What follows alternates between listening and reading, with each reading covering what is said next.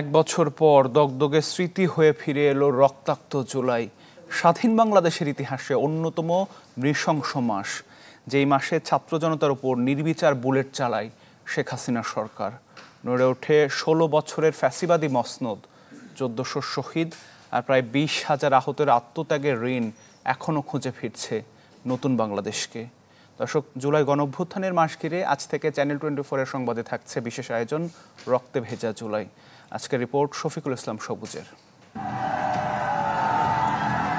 জুলাই 54 বছরের স্বাধীন বাংলাদেশে লড়াই সংগ্রামের ইতিহাসের ক্যালেন্ডারে জায়গা করে নেয়া নতুন এক রক্তাক্ত ইতিহাস।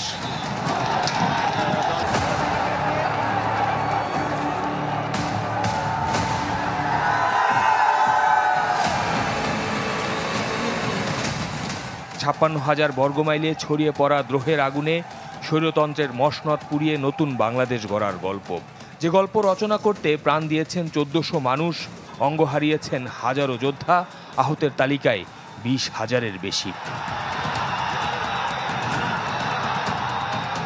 24শে জুন জুলাইয়ে ছাত্র সমাজের দাবিটা ছিল ভীষণ সাধারণ: 55 কোটার গ্রাস থেকে বেরিয়ে মেধার ভিত্তিতে চাকরি পাওয়া।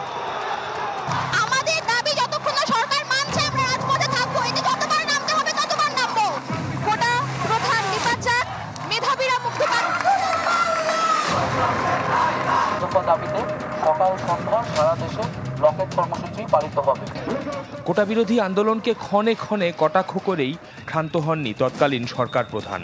বল প্রয়োগ, গুম, খুন সবকিছু করে ছাত্রছাত্রীদের এমন খাদের কিনারায় দাঁড় করিয়েছিলেন যেখানে তাদের পথ খোলা ছিল একটাই: মুক্তি অথবা মৃত্যু। মুক্তিযোদ্ধা সন্তান নাতিপুতিরা কেউ মেধাবী না? যত রাজাকারের বাচ্চারা নাতিপুতি হলো মেধাবী, তাই না?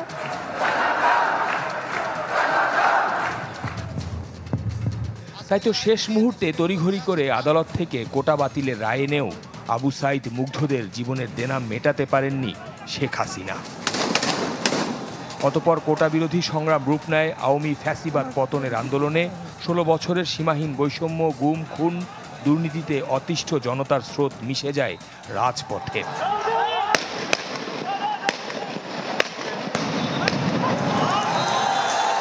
পুলিশ, র্যাব, বিজিবি, সেনাবাহিনী নামিয়ে দিয়েও দমানো যায়নি মানুষের ক্ষোভ, বিক্ষোভের আগুন।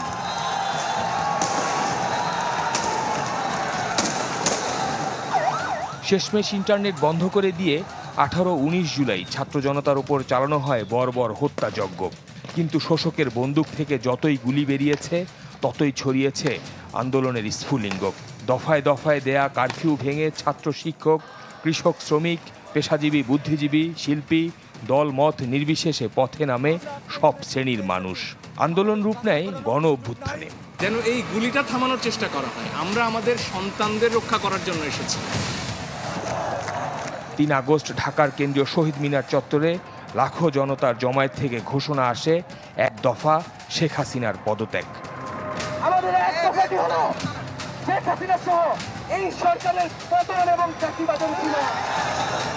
এরপর 4 আগস্ট মরণ কামড় দেয় আওয়ামী লীগ। পুলিশের সাথে অস্ত্র নিয়ে নেমে পড়েন তাদের নেতাকর্মীরাও। দেশ জুড়ে ছড়িয়ে পড়ে নজিরবিহীন সহিংসতা। শুধু একদিনে ঝরে শতাধিক প্রাণ। ব্যাপক রক্তপাত ও প্রাণহানির পরও গদি ছাড়তে চাননি শেখ হাসিনা। 5 আগস্ট ভোর থেকে জারি করা হয় কঠোর কারফিউ, কিন্তু শত বাধার দেয়াল ভেঙে রাজধানীর বিভিন্ন প্রান্ত থেকে লাখো লাখো মানুষ এগিয়ে যায় গণভবনের দিকে। সেনাবাহিনী ব্যারিকেড তুলে নেয়, ঢাকার রাজপথ দখলে নেয় ছাত্র জনতা। আর ততক্ষণে খবর আসে শেখ হাসিনা পালিয়ে গেছে।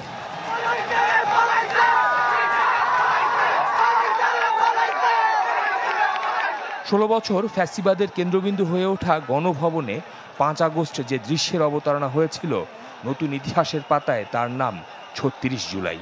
জুলাইয়ের সাথে 90 কিংবা 69-এর কোনো তুলনা হয় না। কেননা আমরা যদি ব্যাপকতার অর্থে দেখি, আপনি দেখুন, প্রথম কথা যে কোনো রাজনৈতিক সংগঠন এটি নেতৃত্ব দেয়নি। এটি নেতৃত্ব দিয়েছে বিচ্ছিন্ন কয়েকজন তরুণ, যাদের তেমন কোনো রাজনৈতিক পরিচয় কিংবা সংগঠনের পরিচয় ছিল না।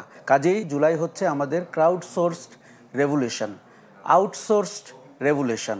আমি যদি ধর্মীয়ভাবে দেখি, আবাবিল পাখির যে ঘটনা আমরা জানি, জুলাই হচ্ছে তাই। জুলাইয়ের যে ভূমিকম্প, সেটার যে অভিঘাত আমাদের রাজনৈতিক যে ভূমিতে, এটা অনেক দিন এর অনুরণন চলতে থাকবে। আপনাকে আর আগের মতো করে কেউ এইরকম কায়দায় মতবাদের নামে বা মুক্তিযুদ্ধের নামে বা কোনো ধর্মীয় রাজনীতির নামে বা সাম্প্রদায়িক রাজনীতির নামে কিন্তু আপনি আর এই জনগোষ্ঠীকে বোকা বানাতে পারবেন না। এইটি গণঅভ্যুত্থান এখনো, এটা তখনই বিপ্লবের মর্যাদা পাবে যদি সত্যি সত্যি এই পরিবর্তনের মধ্যে দিয়ে মৌলিক সংস্কার এবং বাঙালি জাতির যে রাজনৈতিক ধ্যান ধারণা এবং চিন্তা ভাবনা এইখানে স্থায়ী পরিবর্তন আসে।